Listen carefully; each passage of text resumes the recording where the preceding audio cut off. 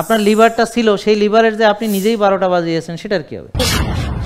ভাত খাইতে হবে কি করে এটাও জানেন। আপনারা নিজেরাই ভাবেন যে এই যে ওষুধগুলো যে আপনারা খাচ্ছেন এবং বছর বছর চিকিৎসার মাধ্যমে ওষুধ বাড়তেছে কিনা সেটা বলেন। হোমায়ার ইনসুলিন ব্যবহার হতে পারে কিনা, সিপেপটাইড ইনসুলিন তৈরি হয় কিনা, খালি পেটে ইনসুলিন কত, এগুলো না করেই সবাইকে ইনসুলিন দিয়ে দিচ্ছে। সর্ববিষয়ে আলহামদুলিল্লাহ বলতে হবে, আল্লাহ যা দিয়েছেন বলি আলহামদুলিল্লাহ। আমরা ঢাকা শহরে একটা তিল পরিমাণ জায়গা রাখতেছি না, গাছ কেটে সব ভরাট করে, মাঠ ভরাট করে, সব কিছু ভরাট করে শুধু গায়ে গায়ে বিল্ডিং করতেছে। এখন আমরা কিভাবে ভালো থাকবো? তো তাইলে হোমায়ার দেখতে হবে। আর টিজিএইচডি লিস্ট, এই যে খাবার তালিকা দেওয়ার জন্য আপনার টিজি, যার টিজি বেশি থাকবে তাকে আমি ফল অ্যালাউ করবো না। আল্লাহ যা দিয়েছে সেটা শুকর আদায় করতেছে না, বরং না শুকরই করছে। আসসালামু আলাইকুম, কেমন আছেন সবাই? আপনারা যারা ডায়াবেটিস রোগী আছেন একটু হাত তোলেন, কে কে আছেন? হ্যাঁ, তো আপনারা ডায়াবেটিস রোগী, ওকে। এখন আসেন, এই যে আপনারা সকালবেলায় যদি এরকম 3টা ছোট পাতলা রুটি খান এবং 15 গ্রাম ডাল খান বা কুসুম ছাড়া ডিম খান এবং সাথে সবজি খান, তারপরে 2 ঘন্টা পরে মাপবেন যে আপনার সুগার বাড়ে কিনা, বাড়বে কিনা? বাড়বে। তো এটা আপনাদেরকে ডাক্তাররা বারবার করে বোঝাচ্ছে যে দেখেন খাওয়ার পর ডায়াবেটিস বেড়ে যায়, খাওয়ার পর বেড়ে যায়, খাওয়ার পর বেড়ে যায়। আপনারাও এটাকে এখন ইউনিভার্সাল ট্রুথ বা ধ্রুব সত্য মনে করছেন যে আসলে খাওয়ার পর ডায়াবেটিস বেড়ে যাবে, এটাই স্বাভাবিক। কিন্তু এই আপনি দেখেন যদি এইভাবে একটা ব্রেকফাস্ট করেন যে 2টো দেশি ডিম বা 4টার দেশি ডিম এবং সাথে ঘি বা নারকেলের তেল, খাঁটি যেটা, ওই ভেজাল ঘি বা ভেজাল কোকোনাট অয়েল হবে না। এই যে কোকোনাট অয়েল বলতে আমি বোঝাচ্ছি এই যে এটা হলো এই যে centrifugal extraction, USD organic certified, হ্যাঁ, cold pressed certified organic extra virgin যে তেলটা, এটা আর খাঁটি দেশি ঘি তো দিলেন, দিয়ে সালাদ দিয়ে সবজি দিয়ে এই ব্রেকফাস্টটা করবেন। এবং সবজিতে সয়াবিন তেল ব্যবহার করা যাবে না, ওখানে অলিভ অয়েল। বিজ্ঞানীরা গবেষণা করেছেন এই অটোফেজি নিয়ে। 2016 সালে জাপানি বিজ্ঞানী ইউশিনারি ওসুমি, উনি নোবেল প্রাইজ পেয়েছেন, হ্যাঁ, অক্টোবরের 3 তারিখ 2016 সালে অটোফেজি আবিষ্কার করার মাধ্যমে। এই অটোফেজি নানান উপকারিতা আছে, এটা সেলুলার ডিটক্সিফিকেশনের জন্যে, তারপর রিসাইকেল, একটা ধরেন প্রোটিন, সেই প্রোটিনটা ডিফেক্টিভ প্রোটিন শরীরের ভিতরে রয়ে গেছে, সেটাকে আপনি দীর্ঘক্ষণ না খেয়ে থাকলে তখন বডি তখন খাবার পাচ্ছে না বাইরে থেকে, সে তখন ভাববে যে তাহলে আমার ব্যবহারযোগ্য কী কী আছে। তা অব্যবহৃত একটা জিনিসকে সে আবার রিসাইকেল করে ব্যবহারযোগ্য করে। যেমন আমাদের এখন রিসাইকেল এনার্জির কথা অনেক বলা হচ্ছে, এবং বলা হচ্ছে যে এই যে কোনো একটা রিইউজেবল জিনিসকে তৈরি করার জন্য। তারপর যেমন ধরেন আপনার এই যে আইফোন এখন কাগজের প্যাকেটে আসে, হ্যাঁ, তো এখন কেন কাগজের প্যাকেটে আসে? তা ওরা তো এই যে ফোন ইন্ডাস্ট্রি, এই যে আপনার বিভিন্ন ওয়াইফাই নেটওয়ার্ক, এগুলো আপনাদের সাড়ে সর্বনাশ তো করতেছে, চোখের 12টা বাজানো থেকে শুরু করে ব্রেন 12টা বাজানো। তো এই জন্যে তারা একটা দিক থেকে একটু মানে নিজেদেরকে সান্ত্বনা দেওয়ার জন্য তারা কাগজের প্যানে তারা পরিবেশ সচেতন হয়েছে। কিন্তু এই যে মোবাইলগুলো যখন ব্যবহার উপযোগী আর থাকবে না, এই ব্যাটারিগুলো পরিবেশের যে কি ক্ষতি হবে, কোটি কোটি যে মোবাইলের ব্যাটারি যেগুলো আর মানে ফেলা দিতেছেন, সেগুলো যে পরিবেশের কি 12টা বাজাবে এই ব্যাপারে আপনাদের কোনো ধারণা নেই। আর এই যে মোবাইল যেগুলো আপনি ব্যবহার করতেছেন না, এগুলো কত লোক, এই যে আপনি আপনার জীবনে কয়টা মোবাইল ব্যবহার করেছেন, তাহলে আগেরগুলো কই? তো সেইভাবে চিন্তা করেন যে আগামী 10 বছর পরে কত লক্ষ লক্ষ কোটি কোটি মোবাইল যেগুলো আপনি ফেলে দিচ্ছেন, সেই মোবাইলগুলো পরিবেশের কী রকম ক্ষতি করবে আপনাদের কোনো ধারণা আছে? এটা বোঝার চেষ্টা করেন। তো এই জন্যে ওরা একটু পবিত্র সাজার জন্যে একটু কাগজের প্যাকেট নিয়ে আসছে, যে তোরে তো সব দিলাম সর্বনাশ, তোর নিয়ে কাগজের প্যাকেট দিয়ে পরিবেশের আমরা একটু মানে ইয়া করলাম আর কি। মানে এটা হলো কি, মানে সব ধ্বংস পুরোটা শুধু কাগজের একটা প্যাকেট দিয়ে মানে বুঝাইলো আর কি, পরিবেশ সচেতনতা। তো যাই হোক, এগুলো অনেক বিস্তারিত আলোচনা, সেগুলোর দিকে যাইছি না। তো এখন দেখেন এই যে রিসাইকেল, অর্থাৎ যেই প্রোটিনগুলো আমার সংশ্লেষণের সময় ডিফেক্টিভ প্রোটিন হিসেবে ব্যবহার হয়েছে, সেই প্রোটিনগুলোকে আবার রিইউজেবল, রিসাইকেল করে নতুন সংশ্লেষিত প্রোটিন তৈরি করে বডি সেটাকে ব্যবহার করে। অর্থাৎ অনেকগুলো ভাঙা কাঁচ সেটাকে আবার নতুন গ্লাস হিসেবে একটা মিরর তৈরি করার জন্য সেটাকে ব্যবহার করা হয়। অনেকগুলো ভাঙারির থেকে ভাঙা কাঁচ টাচ নিয়ে একটা নতুন গ্লাস তৈরি করা হয়। তো ঠিক একইভাবে আপনার এইটা বডি এটা করে, কিন্তু বারবার খেলে বডি এটা কোনোদিনই করবে না। বারবার খেলে যেমন একটা মেয়ে তাকে আপনি আপনার মেয়ে তাকে আপনি প্রতিদিন একটা নতুন জামা কিনে দেন, তাহলে সে নতুন জামা প্রতিদিন পরবে, পুরান জামা আর কোনো দিন পরবে না। তো 365 দিন যখন তাকে জামা দিলেন, সে 365টা জামা 365 দিনে পরবে, সে পুরানটা নিয়ে পরবে না। নতুন পাইলে কেউ পুরানে হাত দেয় না। তো যখন বাইরে থেকে আপনি খাবার ঢুকাবেন, বডি তার সঞ্চয় থেকে খরচ করবে না। যে অটোফেজি আবিষ্কার করে নোবেল প্রাইজ পেয়েছেন, আর আমাদেরকে 6 বেলা খাওয়ার তালিকা দেওয়া হচ্ছে। আমাদের রক্তে চিনি বাড়ার মূল কারণ কোষে জায়গা নাই, তো তারা চিনি মাপে রক্তের, কিন্তু কোষের অবস্থা যে কি সেটা কেউ দেখে না, কোষের ওভারলোড দেখে না। তো কোষের ওভারলোড দেখা যায় হোমা আইআরের মাধ্যমে। কিসের মাধ্যমে বলেন? হোমা। তাহলে হোমা আইআর দিয়ে আমরা বুঝি যে সেলুলার ওভারলোড।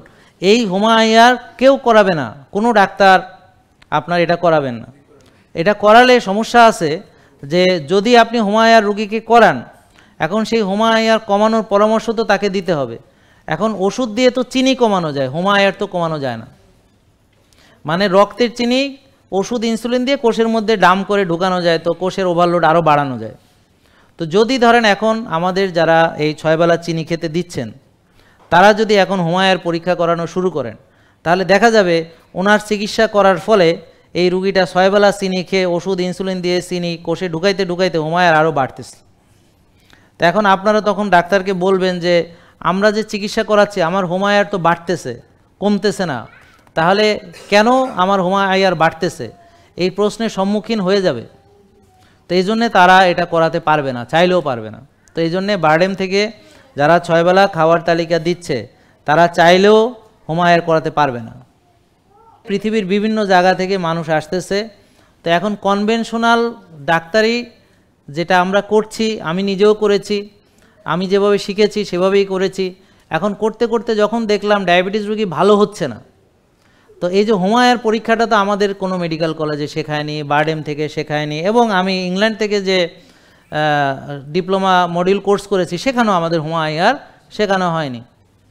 তাহলে এখন হোমা আইআর জিনিসটা আছে কিনা আপনারা ইন্টারনেটে খোঁজ নেন।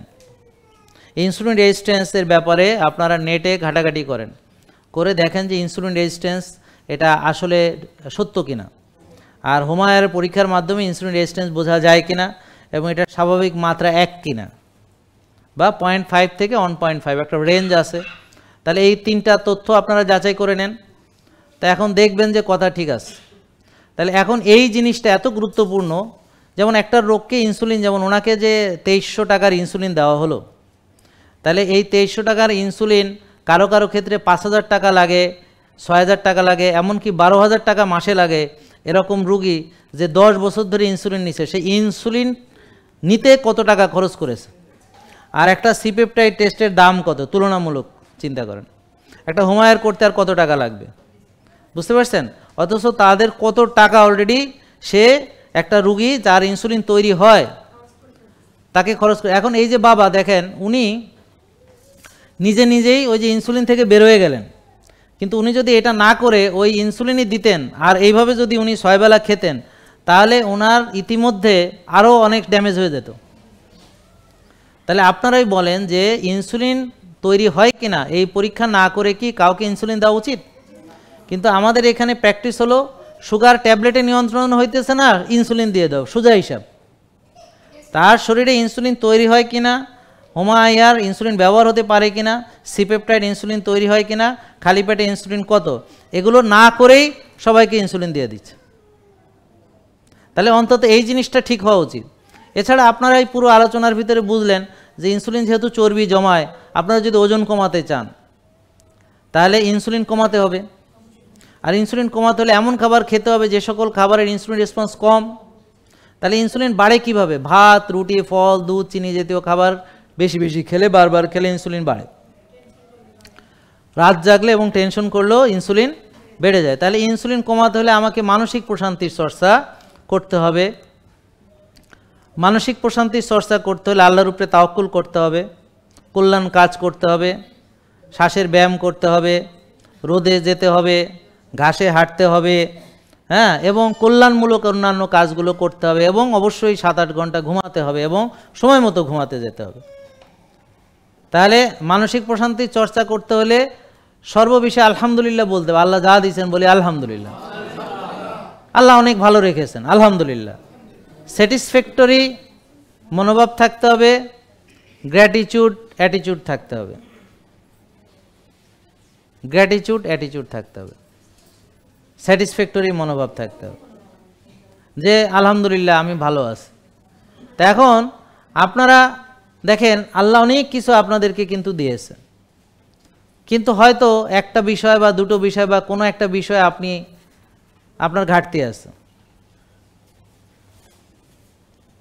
সেই বিষয়টা আপনি মাথায় নিয়ে আপনাকে যে এত নিয়ামত আল্লাহ দিয়েছে সব ভুলে গিয়ে আপনি হতাশ, আপনি ডিপ্রেশন, এবং আপনার আচরণটা অকৃতজ্ঞদের মতো হয়ে যাচ্ছে। মানে আলহামদুলিল্লাহটা নেই, কারণ আপনার মন খারাপ, আপনার টেনশন, আপনার দুশ্চিন্তা, আপনার হতাশা, মানে আপনার ভিতরে ঠিক আলহামদুলিল্লাহটা নেই। মানে আলহামদুলিল্লাহ মানে আপনি সন্তুষ্ট, আপনি সন্তুষ্ট, আপনি তুষ্ট, আপনি যা দিয়েছে তাতে খুশি, বলে আলহামদুলিল্লাহ।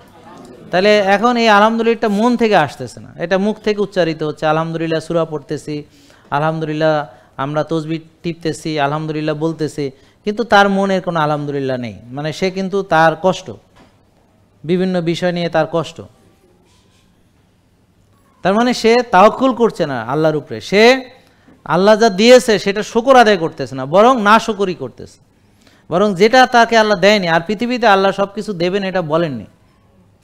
এই পৃথিবীতে আল্লাহ সুখ, শান্তি এবং দুঃখ, কষ্ট, বিভিন্ন চ্যালেঞ্জ, সম্পদের ক্ষয়ক্ষতি, বাচ্চাদের এবং পরিবারের বিভিন্ন রকম প্রবলেম, অর্থাৎ পুরো পৃথিবীটা, যেমন রাসূল সাল্লাল্লাহু আলাইহি ওয়াসাল্লাম হচ্ছে আল্লাহর সবচেয়ে প্রিয়, মানুষের ভিতরে সেরা শ্রেষ্ঠ মানুষ, নবীদের ভিতরে যার মর্যাদা সবচেয়ে বেশি, এবং যিনি কিয়ামতের ময়দানে একমাত্র উনি আল্লাহর কাছে আমাদের হয়ে সুপারিশ করার সেই যোগ্যতা আল্লাহ তাকে দিবেন, এবং সেই অধিকার একমাত্র ওনারই আছে। এবং ওনাকে আল্লাহ একটা বিশেষ দোয়া শেখাবেন, উনি সেই দোয়া পড়ে সিজদায় গিয়ে উনি আমাদের গুনার জন্য আল্লাহর কাছে উনি ফরিয়াদ করাবেন। সবাই ইয়া নাফসি বলবে, আর উনি বলবেন ইয়া উম্মতি, আমাদের জন্য উনি সুপারিশ করবার জন্যে একমাত্র নমিনেশন পাবেন একমাত্র। তাহলে ওনার মর্যাদাটা হচ্ছে এই। তাহলে পৃথিবী যদি সুখ শান্তির জায়গা হতো, তাহলে তো আল্লাহ তাআলা ওকে পৃথিবীর মধ্যে জান্নাত বানায় রাখতেন, ফেরেশতা পাঠাইতেন, বিরাট সোনার সিংহাসন থাকতো, বড় বড় ফেরেশতারা আইসা সোনার সিংহাসন কাঁধে নিয়ে ওনারা রাজা বাদশার মতো রাখতো, বুঝতে পারছেন? আর বলতে এই তোমাদের নবী মেনে নাও, আপনারা মানা ছাড়া উপায় ছিল না, না মানলে কতল করে দিত। তো এটা তো করেননি, বরং ওনাকে নিয়ে এখনও অনেকে ট্রল করে, এখনও কার্টুন বানায়। আর তখন তো ওনাকে নিয়ে অনেক কষ্ট দিয়েছে, কাফেররা দিয়েছে, বিধর্মীরা দিয়েছে, আহলি কিতাবরা দিয়েছে, মুসলমানরা, তো আমরা তো দিয়েছি, আবার মুনাফিকরা দিয়েছে। এক একজনের কষ্ট এক এক রকম। যেমন রাসূল সাল্লাল্লাহু আলাইহি ওয়াসাল্লাম কষ্ট পেতেন, উনি দেখতেছেন চোখের সামনে দিয়ে সবাই জাহান্নামের দিকে ধাবিত হচ্ছে। উনি একবার কষ্ট নিয়ে বললেন যে তোমাদের চলাফেরা দেখে মনে হয় যে কোথাও আগুন জ্বালিয়েছে, পতঙ্গ এসে ওই আগুনের ভিতরে ঝাঁপ দিয়ে আত্মাহুতি দিচ্ছে।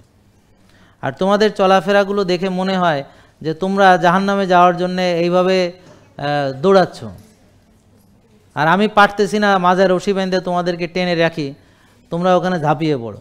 এটা ওনার কষ্ট ছিল। মানে আমরা কষ্ট দিতাম এইভাবে, কাফেররা কষ্ট দিত আরেকভাবে, তাকে মেরে ফেলতে চাইতো, তার মাথায় বুড়ি চাপায় দেওয়া হইতো, পথে কাটা বিছানো হইতো, তারপরে তাকে শহীদ করার চেষ্টা করা হয়েছে, তার দন্ত মোবারক শহীদ হয়েছে, তাকে হত্যার পরিকল্পনা করা হয়েছে, বিষ প্রয়োগ করা হয়েছে, বিভিন্ন রকম ষড়যন্ত্র তারা করেছে। আহলি কিতাবরা দিয়েছে আরেক ধরনের কষ্ট, হ্যাঁ, মুনাফিকরা দিয়েছে আরেক ধরনের কষ্ট। তাহলে এই পৃথিবীতে উনি পেয়েছেন অনেক কষ্ট, এমনকি পরিবার থেকে কষ্ট পেয়েছেন। একবার উনি কাবার ওখানে বসে আছেন এবং আল্লাহ কোরআনে আয়াত নাজিল করেছেন যে প্রয়োজনে তোমাদেরকে ওনাকে আরও উত্তম স্ত্রী দান করব, প্রয়োজনে সব আগের যা আছে বাদ দিয়ে আবার আরও উত্তম স্ত্রী দেওয়া হবে। তো তার মানে তাকে পরিবার থেকেও কষ্ট পেতে হয়েছে। তাহলে সব আত্মীয় স্বজন, তার আপন আত্মীয়, তার আপন রক্ত তার সাথে বেইমানি করেছে, আপন রক্তই তাকে মানে গ্রহণ করতে চায়নি। হ্যাঁ, এবং এই যে এমনকি ওনার আপন চাচা যিনি ইসলামের জন্য এত কিছু করেন, তিনিও ঈমান আনেন। ওনার কষ্ট সেটাও যে উনি ঈমান আনলেন না, উনি জাহান্নাম হবেন, উনি দেখবেন কিভাবে। তো এরকম নানাবিধ কষ্ট তিনি পেয়েছেন, এবং নবুয়ত প্রাপ্তির পর থেকে একটা দিনের জন্য বোধহয় ওনার শান্তি ছিল না। তো সেই পৃথিবীতে আপনি কেডা, হু আর ইউ, শান্তি খুঁজে বেড়াইতেছেন, দুষ্টামি করেন, হ্যাঁ, আপনি কেডা, হু আর ইউ, যে আপনি চাইতেছেন এটা চির শান্তির জায়গা, আপনাকে মজা লুটতে আসবেন, মজা পাইবেন খালি। হ্যাঁ, তো এটা সবাইকে আমাদের একটা প্রসেসের ভিতর দিয়ে একটা চড়াই উতরাই থাকবে, কিছু আনন্দ থাকবে, অনেক বেদনা থাকবে, কিছু সুখ থাকবে, অনেক অশান্তি থাকবে, কিছু সাকসেস থাকবে, তার ভিতরে আবার অনেক বেদনা থাকবে। যেমন হ্যাঁ, একজন ধরেন সে অস্ট্রেলিয়ার সিটিজেনশিপ পাইছে, কিন্তু আবার কাঁদতেছে, আমার বাপ মা যদি দেখে যাইতে পারতো, বাপ মা দেখতে পারলো না, তো সে আবার কাঁদতেছে। তার মানে দেখেন তার আনন্দের ভিতরে আর একটা কষ্ট লুকায়িত আছে। তো ঠিক এইভাবে দেখবেন যে আপনারা হয়তো কেউ সাকসেস হয়েছেন, কিন্তু এটার জন্য যে স্যাক্রিফাইস করেছেন সেখানে অনেক, মনে করেন যে দেখা যায় যে প্রিয়জনকে আপনি হারিয়ে বসে রয়েছেন। কেউ ব্যবসায় এত মনোযোগী যে ফ্যামিলির দিকে তাকানোর সময় নেই, তো ব্যবসায় বিরাট সাকসেস হয়ে পরে দেখে যে আর ও আসলে একা, কেউ নেই। তো এরকম বহু রকমের মানুষ আছে পৃথিবীতে এবং তাদের বহু রকমের কষ্ট আছে, কিন্তু তাদেরকে যে আল্লাহ তাআলা বিকলাঙ্গ করে বানাননি, দুটো চোখ ছিল, এখন যে সেই চোখ দুটো যে আপনি নিজেই নষ্ট করেছেন সেটার কী হবে? আপনার লিভারটা ছিল, সেই লিভারের যে আপনি নিজেই 12টা বাজিয়েছেন সেটার কী হবে? হ্যাঁ, আর আপনার তো জন্মের পরে আইবিএস হয় নাই। তার মানে এই যে আপনার যে চলাফেরার ভিতরে টেনশন, তারপরে এই যে সয়াবিন তেল খাওয়া, প্রসেস ফুড খাওয়া, রাত জাগা, আরও বিভিন্ন রকম স্ট্রেস, অনেক কিছু, সব কিছুর একটা মিলিত ফল হচ্ছে একটা রোগ। তা একটা ডায়াবেটিস তো দেখেন একটা কৃষকের নাই কেন, আর এখন আমাদের কেন আছে এটা ভাবেন।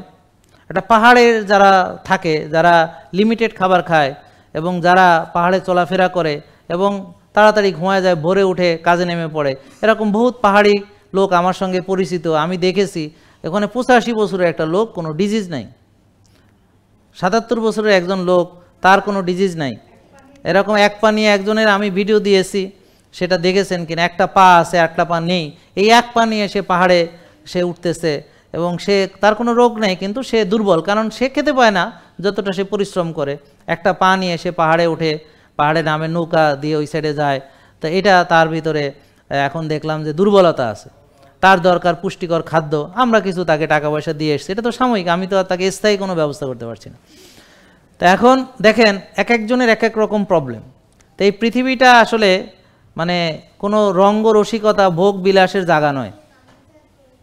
আর যদি আপনি এই পৃথিবীতে কিছু কষ্ট করেন, অর্থাৎ কিছু নিয়মকানুন মেনে যদি সুস্থ থাকেন এবং কোরআন হাদিসে যেই নিয়মগুলো আল্লাহ বলেছে সেটা ডিসিপ্লিনের ভিতর যদি আপনি চলাফেরা করেন, তাহলে আশা করা যায় আপনি মৃত্যুর পরে অনন্তকাল আপনি ভালো থাকবেন। তাহলে ওখানে আপনার কোনো কষ্ট নেই, ওখানে হলো আনন্দ।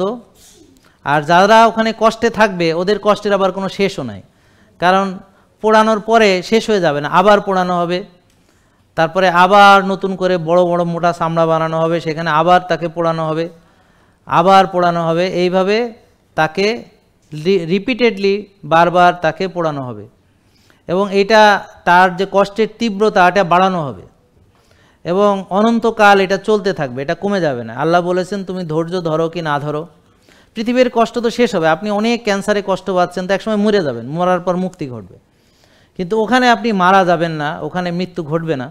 তো জাহান্নামবাসীদের কষ্ট শুধু বাড়বে এবং সেটা চলতে থাকবে, এটার কোনো শেষ হবে না, এটা অনন্তকালই চলতে থাকবে। তাহলে দেখেন সামান্য পৃথিবীর কয়েকটা দিন, এই দিনটা কিভাবে আপনি অতিবাহিত করবেন সেটার উপরে নির্ভর করতেছে যে অনন্তকাল আপনি কিভাবে থাকবেন। তা এখন আপনাদের চলাফেরা এমন যেখানে কোরআন হাদিসের কোনো সিটে ফোটা আমরা পাই না। যেমন আল্লাহ বলেছে যে সময় ঘুমাইতে বলছে সে সময় আপনি জেগে থাকেন, সেখানে আপনি কোরআনের আয়াতকে অস্বীকার করতেছেন। এক ভাগ খাওয়ার কথা বলেছেন, আপনি অতিরিক্ত খাদ্য গ্রহণের মাধ্যমে আপনি কোরআন হাদিসকে অস্বীকার করতেছেন। যেখানে ক্ষুধা লাগলে খাওয়ার কথা বলা হয়েছে সেখানে আপনি 6 বেলা খেয়েই যাচ্ছেন, ক্ষুধার জন্য অপেক্ষা করছেন না, সেটা আপনি আরেকটা অস্বীকার করেছেন। এবং হালালাং তৈয়েবান, তো তৈয়েবার অর্থ অনেকে বুঝে না। হালাল মানে বুঝে যে আমি হারাম খাবার খাবো না, আমাদের জন্য কি কি হারাম করা হয়েছে স্পষ্ট বলা হয়েছে, কিন্তু তৈয়েবার ব্যাপারে ব্যাখ্যাগুলো এক একজন এক একভাবে দিয়েছেন। কেউ কেউ মনে করেন পিওর খাঁটি, কেউ মনে করেন তাজা, কেউ মনে করেন কল্যাণ খাবার, কেউ মনে করেন অর্গানিক খাবার, বা কেউ মনে করেন রিয়েল ফুড, যেটা অর্থাৎ এগুলো সবগুলো অর্থই আমরা যদি সঠিক মনে করি তাহলে তৈয়েবা মানে হলো এমন খাবার যেই খাবারটা তার জন্য কল্যাণকর, যেটা তাজা, যেটা পিওর, যেটা আল্লাহর দেওয়া প্রকৃত। বিকৃত খাবার কল্যাণকর হতেই পারে না। যেখানে স্পষ্ট বলা হয়েছে যে মান্না সালোয়া, এটাকে বলা হয়েছে উত্তম পৃথিবীর যে কোনো অর্গানিক খাবারের তুলনায়। কারণ তখন যে মানুষ দাবি করেছিল যে শস্য, তারপর পেঁয়াজ, রসুন, শশা ইত্যাদি মুসা আলাইহিস সালামের কাছে দাবি করেছিল যে আমরা আর মান্না সালোয়াতে আমরা আর এখন ধৈর্য রাখতে পারতেছি না, সারাদিন মান্না সালোয়া খাইয়ে আর পারতেছি না, এটা আমাদের আর সহ্য, আমরা এখন বিরক্ত।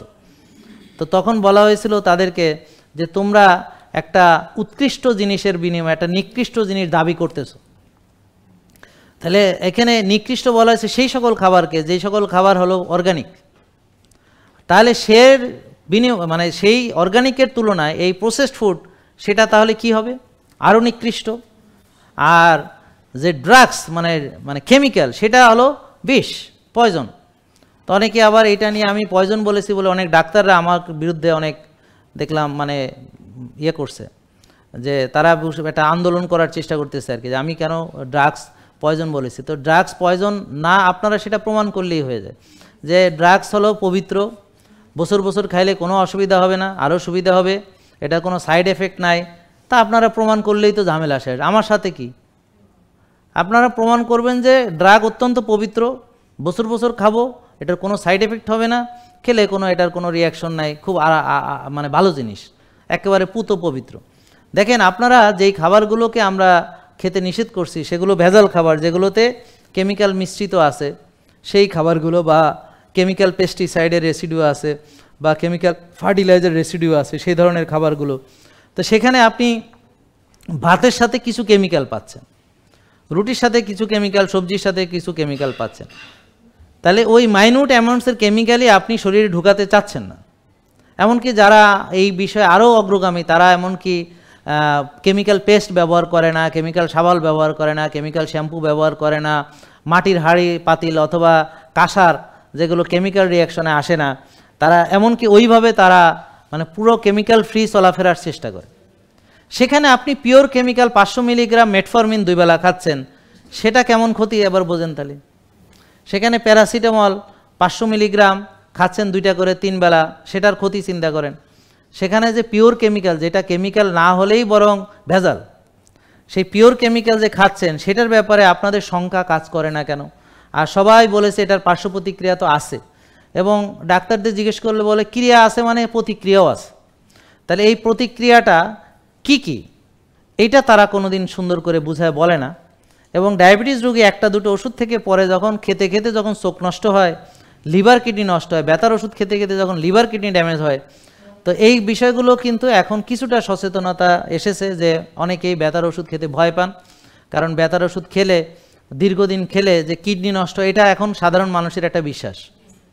তো তার মানে তারা এখন চাইলে ব্যথার ওষুধ, তারা এইটা শিখেছে।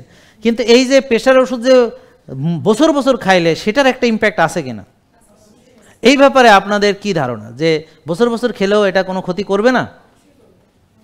তাইলে কেন ডায়াবেটিস রোগীকে দীর্ঘদিন চিকিৎসা করার পরে মেটফরমিন বন্ধ করে দেয় যখন লিভারে প্রবলেম পাওয়া যায়? তাহলে এতদিন মেটফরমিন খাওয়াইছে কেন?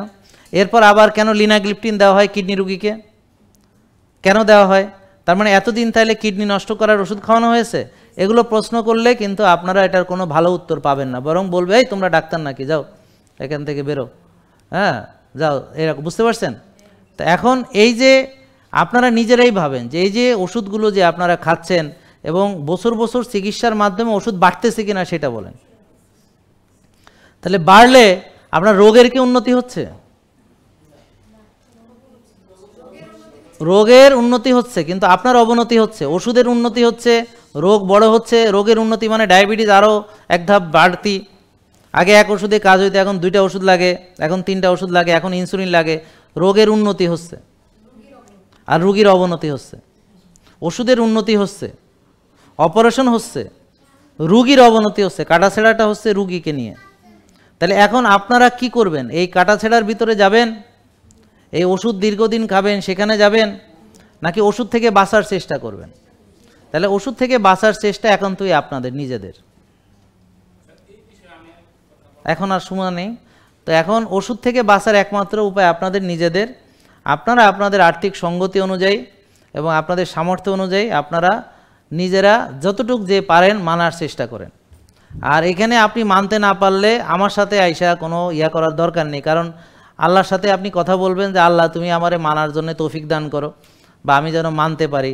এখন আমি জাহাঙ্গীর কবির কোনো আল্লাহ খোদাও না, কিচ্ছু না, আমাদের কোনো ক্ষমতা নেই, আমরা সাধারণ মানুষ, অত্যন্ত নিকৃষ্ট।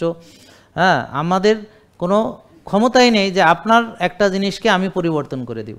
এখানে যত রোগী ভালো হয়েছে তারা নিজেরা নিজেদের চেষ্টায় ভালো হয়েছে, তাদেরকে আমরা পরামর্শ বলেছি, শিখিয়েছি, তারা মেনেছে, শিখেছে, জেনেছে, মেনে মেনে ভালো হয়েছে। কেউ বলবে না যে কোনো ওষুধ দিয়ে সে ভালো হয়েছে, আর কেউ বলবে না যে সে কোনো অপারেশনে ভালো হয়েছে। আমি কাউকে ভালো করে দেব কিভাবে পারবো? একমাত্র আল্লাহ আপনাকে ভালো করে দিবে। তো এখন আপনার এই অবস্থার জন্যে আপনার তকদির যার কাছে আছে তার সাথে কথা বলেন, আমার সাথে বলে লাভ নাই। তো তকদির কে করেন? আল্লাহ দেন। রিজিক কে দেন? আল্লাহ। মানার সক্ষমতা কে দেন? আল্লাহ। এখন আপনার কাজ হচ্ছে চেষ্টা করে যাওয়া। এখন আপনি চেষ্টা করেন আর আল্লাহর কাছে তাহাজ্জুদ পড়ে কান্নাকাটি করে সাহায্য চান। সুস্থতা নিতে হবে তার কাছ থেকে। এমনকি আপনি সব মানার পরও সুস্থ নাও হতে পারেন, আল্লাহ না চাইলে কিভাবে আপনি সুস্থ হবেন? তো সেটা তো মানার পরে সুস্থ না হইলে তখন দেখা যাবে। এখন মানেন, আগে যা পারেন মানেন, চেষ্টা করেন। তা আপনি চেষ্টা করার মালিক, সুস্থতা দেওয়ার যিনি মালিক তার কাছ থেকে সুস্থতা চেয়ে নেবেন। আর চেষ্টা করার পরেও সুস্থ হবেন সেখানে কোনো গ্যারান্টি নাই। আর চেষ্টা না করে কি হবেন সেটা তো আর এখন যা হয়েছেন তাই, রুগী হবেন, ওষুধে যাবেন, ইনসুলিনে যাবেন, ডাক্তার দেখাবেন, বছর বছর গ্যাসের ওষুধ খাবেন, বছর বছর ব্যথার ওষুধ খাবেন, বছর বছর ডায়াবেটিসের ওষুধ খাবেন, বছর বছর প্রেশার ওষুধ খাবেন, এবং এগুলো থেকে যে বেঁচে যাবেন তা না। আলটিমেটলি ওষুধ খেতে খেতে খেতে খেতে অপারেশন হবে, ওষুধ খেতে খেতে খেতে খেতে লিভার সিরোসিস হবে, ওষুধ খেতে খেতে খেতে খেতে কিডনির আপনার ডায়ালাইসিস পর্যন্ত যাবেন। এগুলো কিন্তু এমন না যে যারা ওষুধ খাচ্ছেন তাদের কিডনি নিরাপদ, তাদের হার্ট নিরাপদ। দেখবেন যাদের হার্ট অ্যাটাক হচ্ছে খোঁজ নিয়ে দেখেন যে ও 15-20 বছর ধরে হয়তো ডাক্তার দেখায়। যাদের কিডনি নষ্ট হচ্ছে খোঁজ নিয়ে দেখেন সে হয়তো 10-15 বছর ধরে ডাক্তার দেখায়। যাদের চোখ নষ্ট হচ্ছে ডায়াবেটিসের কারণে দেখবেন যে ওরা ডাক্তার দেখাতে দেখাতে দেখাতে দেখাতে 6 বেলা খেতে খেতে খেতে খেতে ওষুধ খেতে খেতে খেতে খেতে এখন চোখে লেজার মারতে মারতে এখন আর এখান থেকে বেরোতে পারছে না। তাহলে যেই রোগের মূল কারণ হচ্ছে খাওয়া দাওয়া, তাহলে আপনারা দেখেন কি খাবার আপনাদের জন্য উপযুক্ত। তো এইটার জন্য আপনাদের হোমা আইআর করাতে হবে। বলেন হোমা আইআর। তো হোমা আইআর দিয়ে আমরা বুঝবো যে কোন কোন খাবার আপনার জন্য উপযুক্ত। তাইলে হোমা আইআর দিয়ে আমরা কোষের ওভারলোড বুঝবো। তাহলে কার ওভারলোড বেশি? যার হোমা আইআর বেশি। তো একটা লোকের হোমা আইআর 1 মানে সে ভালো, 5 হলে তার অনেক বেশি আছে, 2-এর বেশি হলেই বেশি আছে, 2টা মার্জিনাল, 2টা আমরা অতটা মনে করি, এতটা সিরিয়াসলি নেই না। তো যাদের 3, 4, 5, 6 তাদেরকে 1-এ নিয়ে আসতে আমরা টার্গেট দিই। এখন কমানোর বুদ্ধি কি? সে প্রসেসড আল্ট্রা প্রসেসড ফুড খাওয়া বাদ দেবে, এটা বইয়ের ভিতরে সুন্দর করে আপনাদের দেওয়া আছে। তাছাড়া আমরা তো আপনাকে গাইড দিব, ঠিক আছে? এরপরে আপনারা হোমা আইআরের আলোকে আপনাকে আলাদা খাবার তালিকা দেওয়া হবে। যেমন এই বোন যেমন ভাত খেতে পারবে, আমি ভাত খেতে পারি, এরকম যেন উনি ভাত খাইতেছেন। যাদের ভাত খাওয়ার মতো উপযুক্ততা আছে, হোমা আইআর ভালো, সে ভাত খাবে। আর যাদের ভাত খাওয়ার মতো উপযুক্ততা নাই সে কিছুদিন বিরত থাকবে, পরে আবার খাবে, মানে কোষ খালি হলে আবার খাবে। তাহলে হোমা আইআর কমাতে হলে ইনসুলিন কমাতে হবে। তাহলে মানসিক প্রশান্তির চর্চা, ইনসুলিন কম রিলিজ হয় এমন খাদ্য খাওয়া। এই জন্যে প্রথম থেকে যে কথাটা বলেছিলাম, যারা শুরু থেকে শুনেছেন, যে ইনসুলিন ইন্ডেক্স না জানিয়ে তার খাদ্য তালিকা করা যাবে না, তার হোমা আইআর না জানিয়ে তার খাদ্য তালিকা করা যাবে না। তো এখানে আমাদের এখানে যারা বলেন এই আপনি টেস্টগুলো করালেন কেন? ভাই, আপনি যদি আমাদের পূর্ণাঙ্গ পরামর্শ চান, তার সেখানে পরামর্শগুলো হচ্ছে ডাক্তার তার নিয়মগুলো বলবে, পুষ্টিবিদদের খাবার বোঝাবে, আর জিমের ওরা তাকে জিমের পরামর্শ বা কী কী ব্যায়াম করতে পারবে দিবে। এখন ডাক্তার তার পরামর্শ দেওয়ার জন্যে তার আপনার ভিটামিন ডি জানতে হবে, আপনার হোমা আইআর জানতে হবে, সিআরপি বা প্রদাহ কতটা জানতে হবে। এইটার আলোকে আপনার পরামর্শ হবে। এখন যার হোমা আইআর 1 তার খাবার তালিকা, আর যার হোমা আইআর 6 তার খাবার তালিকা সম্পূর্ণ 2 রকম হবে, আলাদা হবে, একরকম হবে না। আবার যারা মানে ওজন কমিয়ে ফেলেছেন, এখন মাসেল বিল্ডিং করতে হবে, যেমন এদের, যেমন এই 2 জন চিকনা, এদের যেমন মাসেল বিল্ডিং করতে হবে, ওদের খাবার আবার আলাদা হবে। যাদের মাসেল বিল্ডিং খাওয়া দরকার তাদের জন্য খাবার হবে মেইনলি প্রোটিন, সঙ্গে কিছু ভালো হেলদি কার্বস, তার সঙ্গে ভেজিটেবলস, তার সঙ্গে হচ্ছে হেলদি কিছু ফ্যাট। আর তাকে জিম করতে হবে, ওজন নিয়ে ওজন বাড়াতে হবে, সপ্তাহে 4 থেকে 5 দিন খুব ভালো করে ট্রেনিং করতে হবে, 30-40 মিনিট, আর 8 ঘন্টা ঘুমাতে হবে, মানসিক প্রশান্তির চর্চা করতে হবে। আস্তে আস্তে তার মাসেল সুগঠিত হওয়ার মাধ্যমে তার সুন্দর ওজন বাড়বে, সেটা স্বাস্থ্যকর ওজন। আর যারা ওজন কমাবে সে এখন 1 ভাগ খাবে, অল্প খাবে, কিন্তু চিনি জাতীয় কোনো খাবার সে খাইতে পারবে না, আর প্রসেস ফুড তো খাবে না। তাহলে কি খাবে? সবজি, ডিম, সবজি, মাছ, সবজি, মাংস কম খাবে এবং ভালো ফ্যাট কম খাবে। বেশি খেলে তো তার ওজন কমবে না। তারপরে সে বেশি রোজা রাখবে যেন ওই সময় তার ফ্যাটটা বার্ন হয়, এবং খালি পেটে ব্যায়াম করবে। যেমন ও কিন্তু যাদের ওজন বাড়ানো দরকার তারা কিন্তু খাওয়ার 2 ঘন্টা পরেও ব্যায়াম করতে পারবে। যে তার ব্যায়াম করলে দুর্বল লাগে, তাহলে 2-4টা ডিম খাইলো, খাইয়ে 2 ঘন্টা পরে ব্যায়াম করলো, সেটা সম্ভব। কিন্তু যে মোটা কমাইতে চায় সে কিন্তু ব্যায়াম করবে খালি পেটে, কারণ ওই সময় তার ফ্যাট বার্ন হবে। তাহলে দুটো লোকের পরামর্শ আলাদা হবে। এই আলাদা পরামর্শের জন্য এই রিপোর্টগুলো জরুরি। তাছাড়া তার ফলো আপের জন্য জরুরি যে একটা লোকের হোমায়ার কত ছিল, এখন কত হয়েছে, কমছে কিনা, ভিটামিন ডি কম ছিল তার বাড়ছে কিনা, সেটার জন্য দরকার।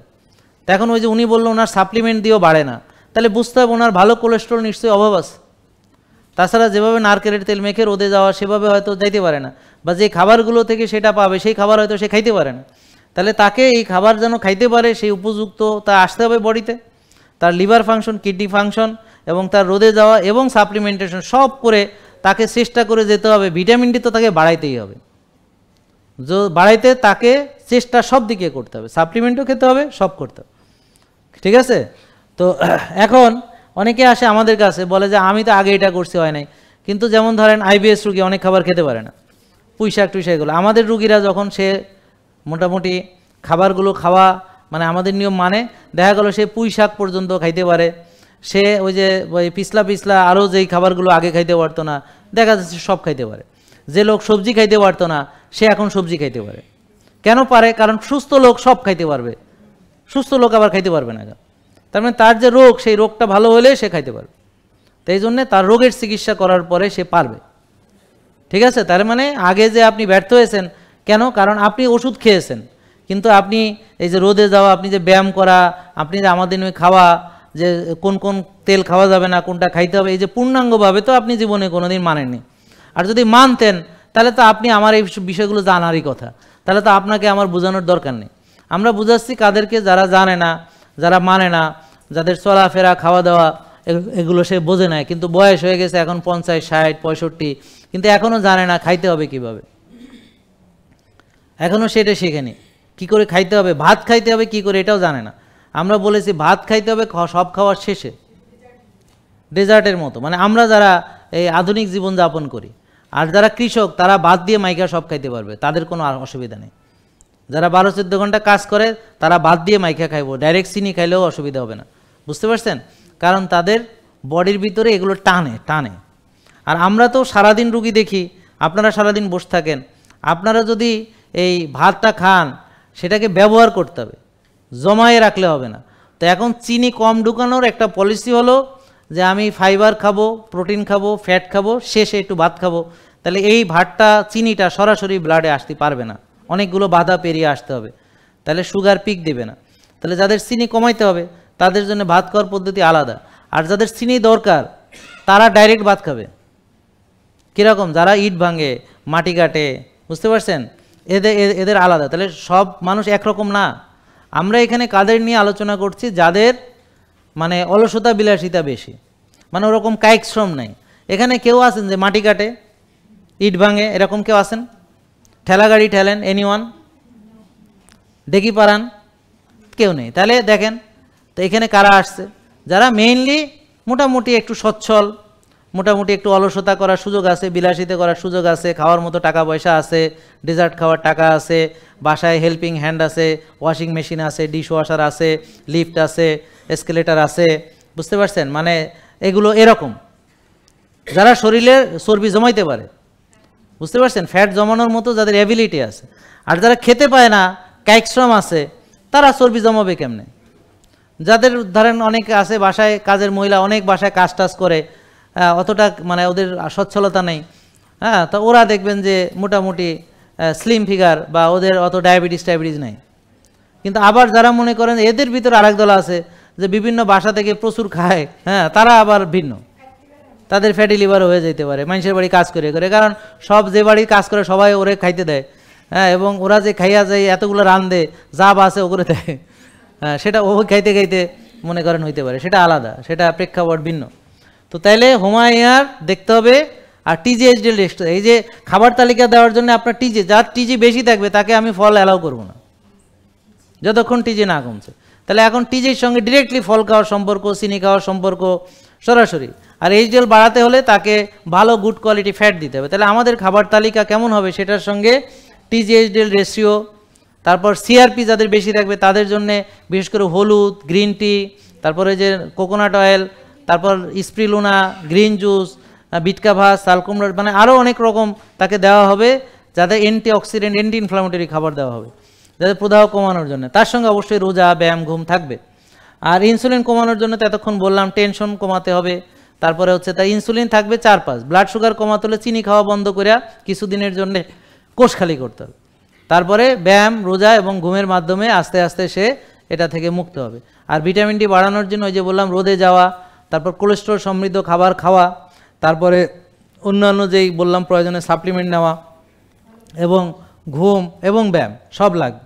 তো এখন সব কিছু যখন একটা লোক সুন্দর করে মানবে, তো একটা লোক ধরেন যদি একটা ডিসিপ্লিনে চলে তার তো একটু উন্নতি হবেই, কিছুদিন পরে আরেকটু উন্নতি হবে, আরেকটু হবে, আরেকটু হবে। তো 6 মাস 1 বছর আগে মানবে, মানার পরে দেখবে সে উন্নতি হচ্ছে কিনা। উন্নতি যদি হয় তাহলে তো সে বুঝলো যে এটাতে আমার উন্নতি হচ্ছে, এবার সে আরও করবে, আরও করবে, আরও ভালোভাবে করবে, আরও ভালোভাবে করবে, আরও সিরিয়াসলি করবে, আরও মনোযোগ দিয়ে করবে, আরও ডেডিকেশন নিয়ে করবে, এইভাবে।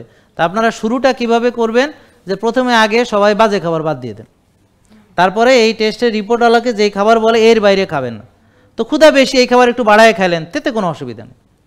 তারপর আস্তে আস্তে আপনারা ক্ষুধা কমলে রোজা রাখেন, তারপর আস্তে আস্তে ব্যায়াম করেন, তারপর আস্তে আস্তে ঘুমটা, মানে যার যেটাতে প্রবলেম বেশি সেটা আগে অ্যাড্রেস করার চেষ্টা করেন, আর যার যেটা করতে কষ্ট সেটা পরে করেন। যেমন এখন আপনার চাকরির কারণে ঘুমানো সম্ভব হইতেছে না, ঠিক আছে, আপনি অন্য সব নিয়ম মানেন, তবে ওই যে বললাম ঘুম ছাড়া তো আর আপনার হবে না, পরিপূর্ণ সুস্থতার জন্য তো হবে না।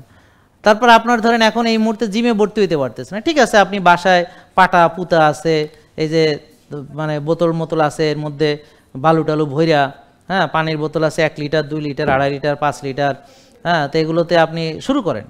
তারপর আস্তে আস্তে যখন আপনি গুরুত্ব মনে করবেন তখন দেখবেন যে আপনি পারবেন। তো যে কোনো জিনিস আগে ঘরোয়াভাবে শুরু করেন, ঠিক আছে। তো প্রথমে আপনি বাইরের খাবার বাদ দেন, তারপর ঘরের ভিতর যে খারাপ জিনিস আছে, সাদা ভাত, সাদা রুটি, হ্যাঁ, সাদা আটা, সাদা ময়দা, সাদা চিনি, সাদা লবণ, এগুলো আগে আস্তে আস্তে বিদায় করেন, হ্যাঁ, সয়াবিন তেল এগুলো বিদায় করেন। তারপরে আস্তে আস্তে ঘরে ভালো জিনিস ঢুকানোর চেষ্টা করেন। অনেকে আমি তো স্যার বাইরে খাই না, তো ঘরে যা খায় এই বর্ণনা শুনলে তো শেষ। ঘরে খায় সাদা চাল, সাদা রুটি, হ্যাঁ, সয়াবিন তেল, চাষের মাছ, চাষের ডিম, চাষের সবজি, সারাদিন যা খায় ঘরে একটা জিনিসও তার স্বাস্থ্যসম্মত না। তো তাইলে সে ঘরে যে কী খায় সেটা তো আমরা অলরেডি জানি। ফ্রিজ খুললেই তো দেখা যাবে যে তার কী কী আছে ফ্রিজের মধ্যে। ফ্রিজ খুললে একটা ভালো খাবার খুঁজে পাওয়া একেবারে জীবন দিয়ে দিলেও সম্ভব না।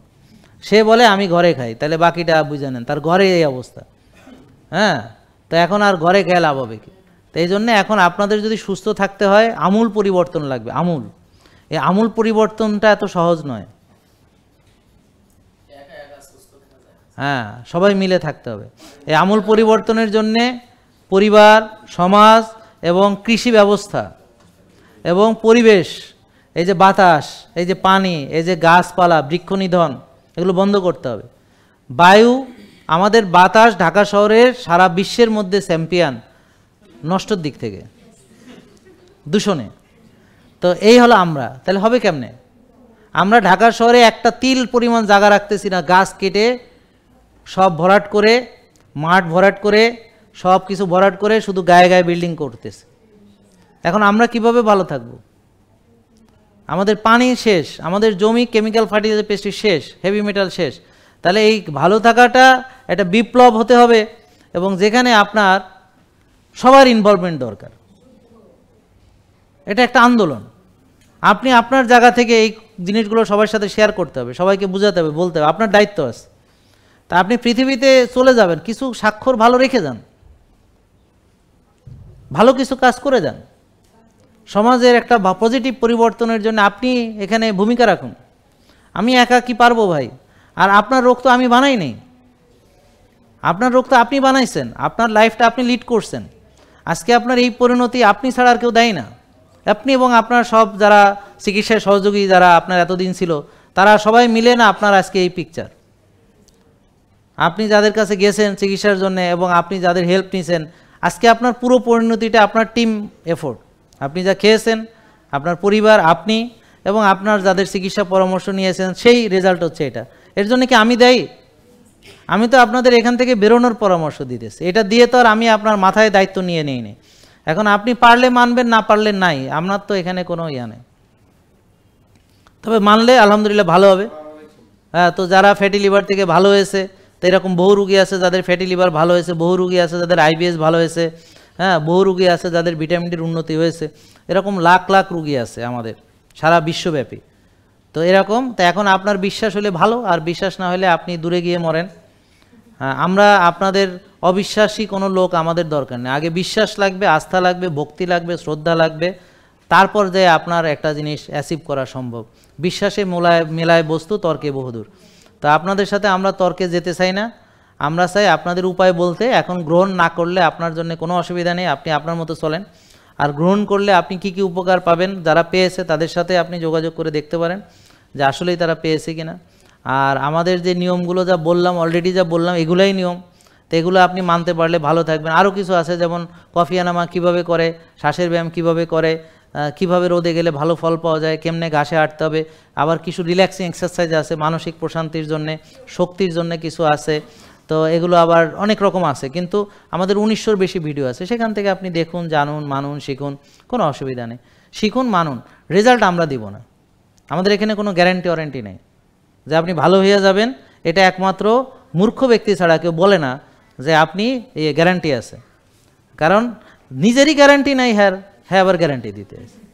যে বেটা গ্যারান্টি দিছে, আরে কাল ফান কিনা সেটা দেখেন, হ্যাঁ বেটা বাইসবুনি, ঠিক আছে, তো ঠাডা পড়েনি মাথায়, এটার কোনো ঠিক নেই, হ্যাঁ গ্যারান্টি দিতে আসছে। তো যারা গ্যারান্টি দিয়ে চিকিৎসা করে, এরা কোনো চিকিৎসক না। আমরা বললাম যে আপনি চেষ্টা করেন, আল্লাহ যদি ভালো করে ভালো হবেন, আর যদি আল্লাহ যদি না ভালো করে আপনি জীবনে ভালো হবে না। জাহাঙ্গীর কবির বাইটা খাইলেও কোনো লাভ নেই। হ্যাঁ, সুস্থতা আল্লাহর কাছ থেকে নেবেন। আর মানার ব্যাপারে বহু লোক মানে ভালো হয়েছে, আপনি মানে দেখতে পারেন, ইটস ইউর চয়েস। আমি তো খারাপ কিছু বলিনি আপনাদেরকে, তো ইটস ইউর চয়েস। আপনার পছন্দ হলে মানেন, আর পছন্দ না হলে ওয়ালাইকুম আসসালাম ও রহমতুল্লাহ বরকাতুহু। তো সবাই ভালো থাকেন, দোয়া করি সবাই সুস্থ হন, আমাদের জন্য দোয়া করবেন যেন আল্লাহ আমাদেরকে সুন্দরভাবে এই রোজা সুসম্পন্ন করে সঠিকভাবে রোগমুক্ত ঈদ যেন আমরা করতে পারি ইনশাআল্লাহ। ইনশাল্লাহ যেন রোগমুক্ত, ওষুধমুক্ত যেন ঈদ আমরা করতে পারি ইনশাল্লাহ। এবং প্রতিটা ঈদ যেন আমাদের মাঝে আনন্দ নিয়ে আসে, যেন ওই যে আমরা হতাশা নিয়ে যেন না আসে। আসসালামু আলাইকুম রহমতুল্লাহি ওয়া বারাকাতুহু।